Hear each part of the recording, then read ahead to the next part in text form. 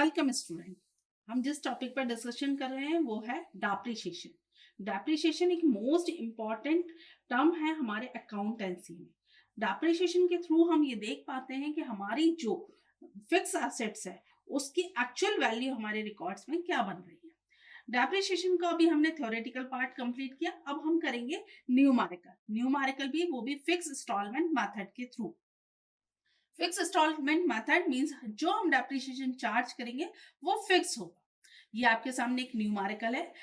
एक फर्म ने plant purchase किया जो 10,000 का है, उसको इंस्टॉल करने के लिए उसको 2,000 एक्सपेंस करना पड़ा। तो एक्चुअल कॉस्ट उस प्लांट की कितनी हो गई? 12,000। अब 12,000 आपकी एक्चुअल कॉस्ट है और आफ्टर 5 इयर्स आपका स्क्रब वैल्यू, मतलब उस जो प्लांट है हमारा अभी 12,000 का, आफ्टर 5 इयर्स उसका अमाउंट कितना बचेगा? Scrub value only 1,000। तो हम कैलकुलेट करते हैं यहाँ पर कि हमें डेप्रिसिएशन कितना चार्ज करना है। हो सकता है कि हम इस फॉर्मूले के थ्रू हमें डेप्रिसिएशन की वैल्यू कैलकुलेट करनी हो, या न्यूमेरिकल में कई बार हमें परसेंटेज भी दिया होता है कि 10%, 12%, 15% चार्ज करना है। जैसा न्यूमेरिकल होगा उसके अकॉर्डिंग चार्ज करेंगे डेप्रिसिएशन। तो इस क्वेश्चन में हमें दिया हुआ है 12,000 आपकी प्लांट की वैल्यू हो गई है, 1,000 उसकी स्क्रैप वैल्यू है तो हमने उसे माइनस कर दिया, और नंबर ऑफ ईयर्स जो भी हैं हम उससे डिवाइड कर देंगे। जब नंबर ऑफ ईयर्स 5 है, हमने 11,000 में जब हमने 5 से डिवाइड किया तो हमारे पास कितना आ गया? 2200। मींस हमारा डेप्रिसिएशन की वैल्यू कितनी है? 2200। Okay, now we should start our numerical. हम सबसे पहले ऊपर टॉप पर लिख देंगे प्लांट अकाउंट। ओके, देन हमारा ये फॉर्मेट है date particular amount, date particular amount.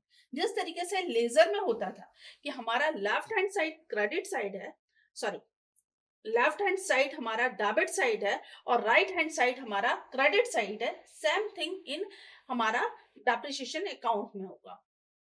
तो हम सबसे पहले शुरू करेंगे डेबिट साइड से करेंगे, और हम ये देख लेंगे कि हम ये किस ड्यूरेशन के लिए बना रहे हैं। अभी हम बना रहे हैं 1 जनवरी टू 31 मार्च के दिसंबर के लिए। हो सकता है कि कभी हम 1 अप्रैल टू 31 मार्च के लिए बनाएं। तो हमारा फाइनेंशियल ईयर भी हो सकता है, हमारा एकेडमिक ईयर भी हो सकता है कि हम किस तरीके से बना रहे हैं।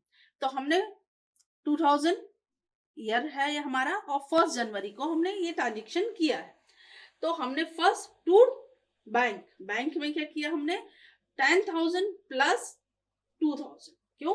हमारी जो वैल्यू थी वो 10,000 थी, उसमें हमें इंस्टॉल कराने में हमारा चार्ज लगा 2,000। तो 10,000 प्लस 2,000 कितना हो गया हमारा?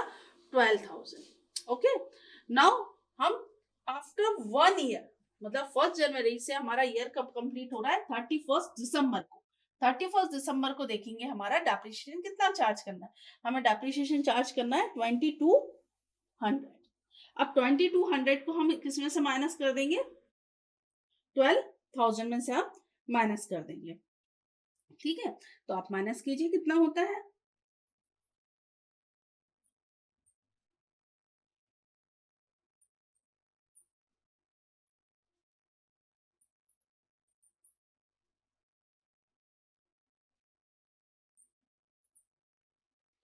ओके, नाउ ये जो हमारा बैलेंस है, हमारा जो बैलेंस यहाँ पर 31 को है, वो यहाँ पर हमारा क्या आ जाएगा? 2001 को डेबिट साइड हम ले आएंगे।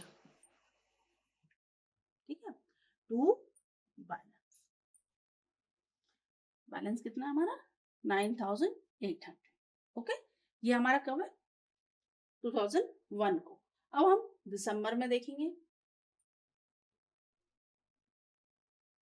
सेम थिंग, हम यहाँ पर बाय डेप्रिसिएशन चार्ज कर देंगे। कितना हो गया डेप्रिसिएशन आपका? वही 2200। जब हम इसमें से 2200 को हम माइनस करेंगे तो हमारे पास कितना बचेगा?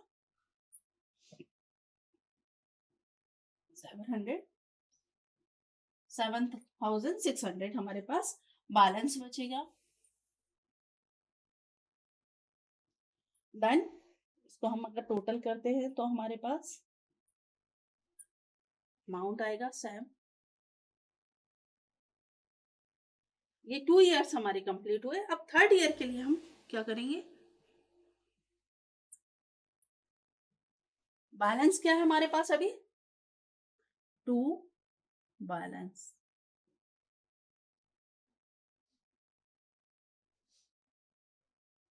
नो, अब हमारा बैलेंस है दिसंबर 30 बाय डेप्रिसिएशन हम फिर चार्ज करेंगे। ये डेप्रिसिएशन हमें कब तक चार्ज करना है, 5th ईयर तक हमें चार्ज करना है। अब इस पर हमने फिर 2200 का चार्ज कर दिया बाय बैलेंस, कितना हो गया 5400। Now amount 76।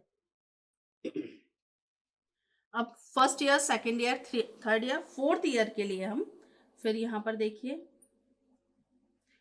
2 बैलेंस क्या है, फोर्थ ईयर के लिए बैलेंस हमारा 5400। नाउ कुछ भी हमने परचेज नहीं किया, अगर कुछ मशीन परचेज की होती तो हम यहाँ पर मेंशन कर सकते थे, पर अभी हमने कुछ परचेज नहीं किया है। बाय डेप्रिसिएशन, डेप्रिसिएशन हमें कितना लगाना है, फोर्थ ईयर में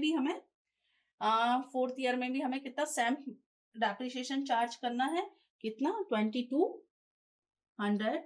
देन हम इसमें से फिर माइनस करेंगे 2200 को, तो हमारे पास कितना बचेगा 3200। क्या बचा हमारे पास, बैलेंस। ओके,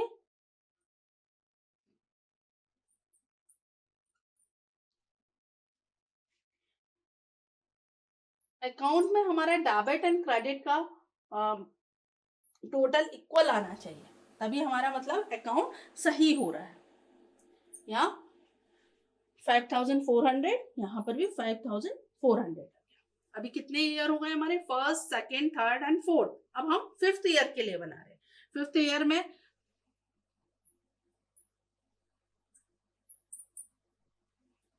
सेम बैलेंस यहाँ आपका आ जाएगा 2 बैलेंस, कितना 3200, ठीक है।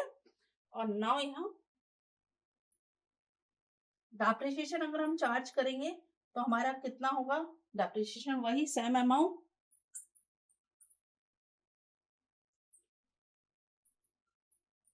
3200।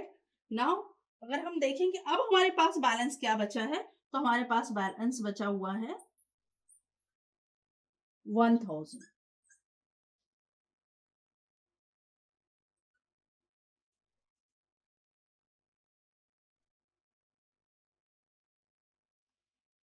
आप देख सकते हैं इस तरीके से प्लांट की ओवरऑल कॉस्ट हमारे पास आ गई, कि फर्स्ट ईयर में हमने 12,000 की जो मशीन परचेस की थी, प्लांट था हमारा, उस पर हमने डेप्रिसिएशन चार्ज किया 5 ईयर तक, कितना 2200 हमने जब चार्ज किया, तो ऑटोमेटिक आप देख सकते हैं कि लास्ट ईयर में हमारी जो बैलेंस ऑफ प्लांट की वैल्यू है, स्क्रैप वैल्यू जो है 1000 हमारे पास आ गई।